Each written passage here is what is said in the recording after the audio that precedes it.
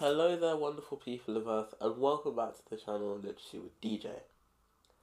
DJ here, and today we're going to be going over the life of George Orwell.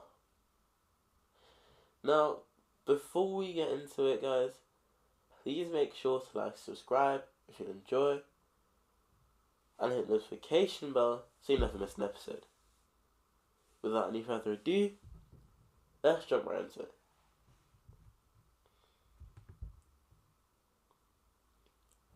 Born Eric Arthur Blair in Motihari, Bengal, India, in 1903,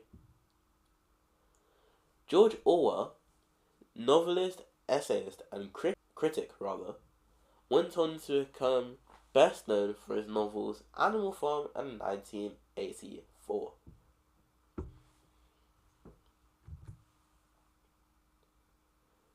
The son of a British civil servant, George Orwell spent his first days in India, where his father was stationed. His mother brought him and his sister, Marjorie, to England about a year after his birth, and settled in Henley-on-Thames. His father stayed behind in India and rarely visited. Orwell didn't really know his father until he retired from service in 1912, and even after that, the pair never formed a strong bond. George found his father to be dull and conservative. One of his first literary successes came at the age of 11 when he had a poem published in the local newspaper. Like many other boys in England, Orwell was sent to a boarding school. He wasn't very popular with his peers, and in books he found comfort in his difficult situation. He read works by Rudyard Kipling and H.G. Wells, among others, and what he lacked in personality, he made up for in smarts. Orwell won scholarships to Wellington College and Eton College to continue his studies. After completing his Eton schooling, Orwell found himself at a dead end. His family did not have the money to pay for a uni education. Instead, he joined the India Imperial Police Force in 1922, and after 5 years in Burma, he resigned his post and returned to England. He was intent on making it as a writer.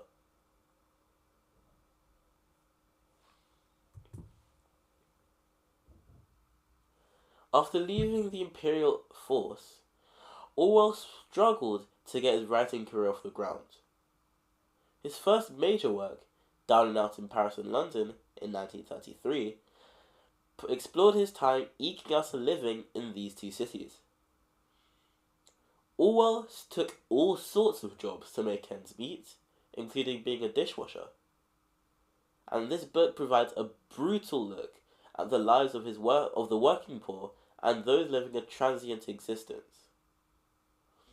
However, not wishing to embarrass his family, the author published under the pseudonym George Orwell, which is where his pseudonym originates. Sometimes he was given the moniker of the conscience of a generation. Orwell next explored his overseas experiences in Burmese days, published in 1934. The novel offered a dark look at British colonialism in Burma, and then part of the country's Indian Empire. Orwell's interest in political matters grew rapidly after the novel was published. Also, around this time, he met Eileen O'Shaughnessy. The pair married in 1936, and Eileen supported and assisted Orwell in his career.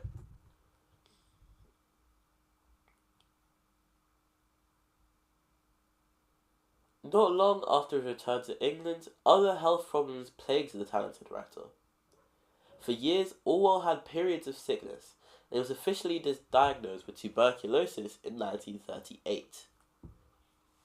He spent several months at the Preston Hall Sanatorium trying to recover, but he would continue to battle with tuberculosis for the rest of his life. At the time he was initially diagnosed, there was no effective treatment for this disease. To support himself, Orwell took on all sorts of writing work, writing numerous essays and reviews over the years, developing a reputation for producing well-crafted literary criticism. In 1941, Orwell landed a job with the BBC as a producer. He developed news commentary and shows for audiences in the eastern part of the British Empire. He enticed literary greats such as T.S. Eliot and Ian Forster to appear on his programs. With World War II raging on, Orwell found himself acting as a propagandist to advance the country's side. He loathed this part of his job and resigned in 1943. Around this time, Orwell became the literary editor for a socialist newspaper. He's best known for two novels, Animal Farm and 1984, both of which were published towards the last leg of his life.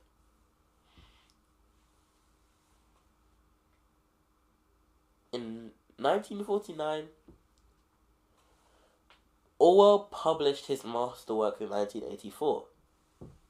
This bleak version of the world, divided into three oppressive nations, stirred up controversy among reviewers who found this fictional future too despairing. In the novel, Orwell gave readers a glimpse into what would happen if the government controlled every detail of a person's life, down to their own private thoughts. He died on January 21st, 1950, in a London hospital. He may have passed away all too soon, but his ideas and opinions have lived on through his work. Both Animal Farm and 1984 have been turned into films and have enjoyed tremendous popularity over the years. Thanks for watching this little video essay all about the life of George Orwell, guys. And I hope you enjoyed this one. I haven't made a video in this kind of format for a while, so I hope you like this kind of format, as I'll be posting it more frequently throughout the upcoming weeks.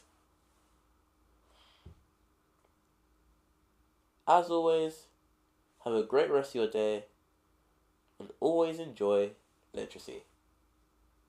This is DJ signing out.